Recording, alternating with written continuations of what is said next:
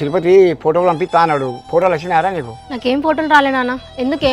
ఇన్ని రోజులు బాగా పెళ్లి చేసుకుంటా అని అనుకున్నా. అయ్యో నువ్వు చేసుకుంటాను కాదరా, అందుకే బయట సంబంధాలు చూస్తానా. అంటే ఇప్పుడు నేను బాగా పెళ్లి చేసుకున్నంటే బయట సంబంధాలు చూసి పెళ్లి చేస్తావా? నేను కొన్ని రోజులు ఆగు, ఇప్పుడే చేసుకోను. పిల్లవాడు మంచివాడరా, మంచి సంబంధం. హైదరాబాద్లో సాఫ్ట్వేర్ ఉద్యోగం చెప్తానట. ఫోటోలు పంపిస్తాడు చూడు. నేను ఫోటోస్ కూడా ఏం చూడండి నాన్న, నేను ఇప్పుడే పెళ్లి చేసుకోను. అట్టగా బిడ్డ, నీ తోటోళ్ళకి అందరు పిల్లలు అన్నారు. నువ్వు పెళ్ళి అంటే అసలే అద్దా అంటాను. నేను వాళ్ళని ఇష్టపడతానా చెప్పు? నేను ఎవరిని ఇష్టపడతలేను నాన్న, నేను ఇప్పుడే పెళ్లి చేసుకోను. కొన్ని రోజులను ప్రశాంతంగా వదిలే చాలు. ఒక్క బిడ్డ వాడిని గౌరవంగా పెంచితే ఇప్పుడు నా మాట లెక్క లేకుండా చెప్తానవే నువ్వు. ఏం కాక మీ పిల్లని కలిసినావా?